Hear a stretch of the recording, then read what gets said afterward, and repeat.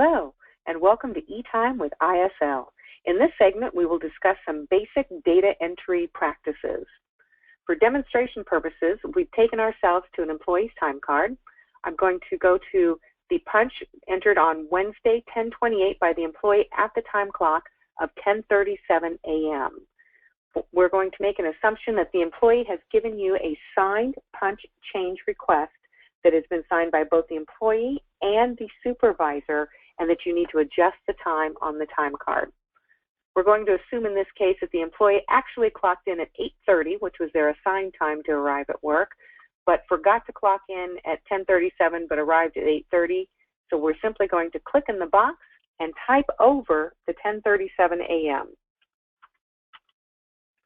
You should make it a good habit of including AM or PM when you make these changes. The system will assume AM unless you designate AM or PM.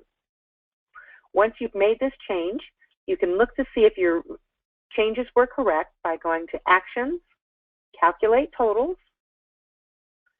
Notice that the changes appear on the time card, but they've not yet been saved. If this is your desired effect, you simply click Save.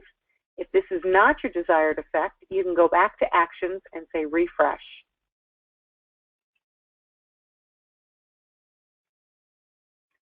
Let's move on to another employee. In this demonstration, the employee has an absence or a call-off on Thursday, 10/29. What we need to do here is enter a pay code. First thing we want to do is check her accruals. I see that she has a PTO balance of 29.4 hours available for use, and keeping in mind that our employee handbook says that employees must use their accrued PTO before they can go unpaid, we're going to enter the time in here and enter a pay code of unplanned, because if it was a planned event, it would have been on the schedule. In this case, we're going to say, let me make this a little bit bigger here. We're going to say unplanned PTO or unplanned PTO NPN for no proper notice. In this case, the employee gave us 2 hours notice. I'm going to enter unplanned PTO and the amount of time that her normal shift would have been. We're going to assume 8 hours, and let me show you what happens. So down here, if you say Actions, Calculate Totals, you'll see down here now that it has added the 8 hours of unplanned PTO. If this is your desired effect, go ahead and hit Save. If not, go back to Actions and say Refresh.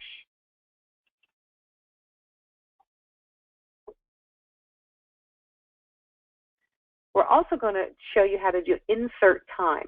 So let's assume that this employee, albeit the shift was only 5 hours in length, let's assume that this employee took a lunch break, but they clocked in for the day and out for the day without clocking in and out for lunch. We're going to add a row, and we're going to insert the meal times that the employee clocked out to lunch. We're going to say 11 a.m. and return from lunch at 11:30 a.m. Now watch as I hit Actions, Calculate Totals.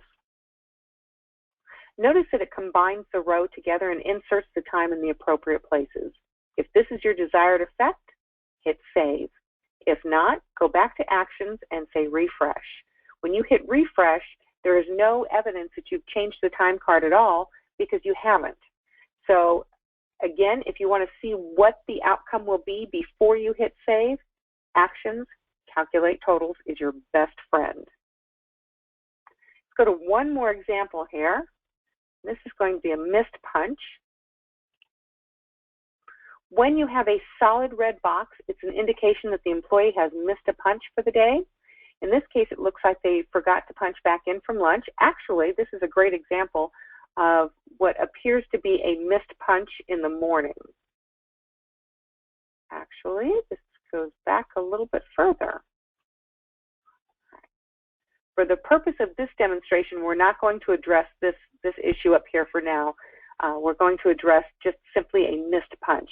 In this case, we're going to address the return from lunch punch. We're going to assume that the employee came back from lunch at 1:15. Simply going to type it in the box, Actions, Calculate Totals, and you'll notice the red box goes completely away. If this is your desired effect, simply hit save.